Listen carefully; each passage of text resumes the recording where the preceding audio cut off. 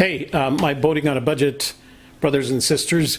This is Toby Eunice with an update on my boating project to get back on the water for under $1,500. As you know, we've already acquired a trailer from Harbor Freight. My friends Shelley and Kevin helped me assemble it. It came out very nice, and with the accessories that I bought for it, the total cost was $476. We acquired a boat that came in a really good deal from jet.com, around $470.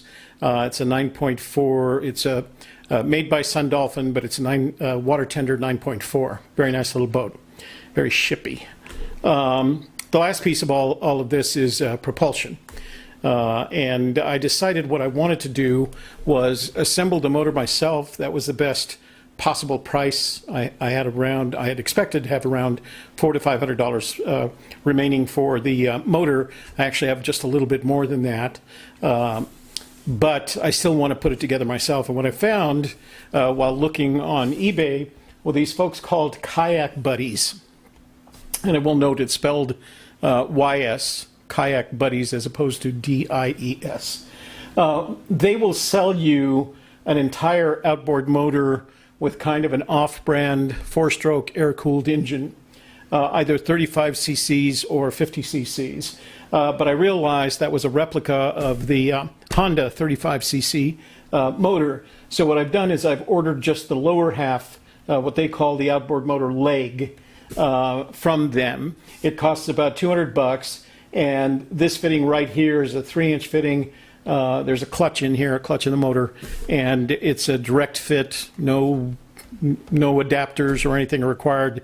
It's a 4-bolt adapter, and then of course it has all the setups for the powering the spark plug and your throttle control, your connection to the carburetor. So I ordered this from Power Equipment Direct, powerequipmentdirect.com. I got a really good price on it. It was $238 with free shipping. It came via FedEx today. It was very efficient. I ordered it about a week ago, about last Tuesday, and it came in today via FedEx, so I thought that was very efficient. So let's open it up and take a look. But a couple of things I want you to notice. Number one, it's got the official Honda factory markings on it. And the other thing that I want you to notice is the nomenclature for this model. It's important, and I'll explain to you in a while. So this is the GX35 NTT3.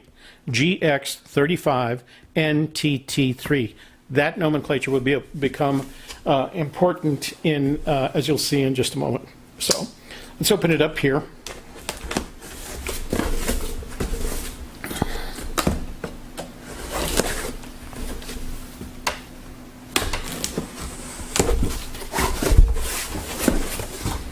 I'll put this away so I don't cut myself here. Okay, so packing is good. It's got that expandable foam packing in it. I'll throw that on the floor. Documentation, it's the owner's manual in English, Spanish, and French. So whichever language you speak of those, it'll use it. There's an international warranty card, and they told me that it was warranted for 1 year from the date of purchase, and that it could be serviced at any Honda authorized service center, and that includes any motorcycle shop that services Honda motorcycles. So that's as good a deal as you can get. It's a 35 cc 4-stroke air-cooled engine. It produces 1.3 horsepower, and it will fit without an adapter right here on this outboard motor leg. So let me take it out in a nice heavy plastic bag. I was really surprised at how light it was. I expected it for some reason or the other to be heavy like most motors are. I used to ride motorcycles and did a lot of work on them, and the engines were always heavier than rocks. No matter what, whether it was a Japanese bike or the last one I had, which was a Buell, had a Harley-Davidson engine in it. So it looks like a Honda. It looks very well built. Nothing, yeah, it looks like a Honda. So there's a couple of things I wanted to make you aware of. Number one, there's the clutch. and that clutch will adapt directly to that motor. So, and it's a regular drive clutch. Here's the starting cord. Oh, here's what I wanted to mention about the NTT3 designation. The NTT3 is designed specifically for what they refer to as vertical applications, clutch on the bottom. And for example, an auger for drilling post holes and things like that.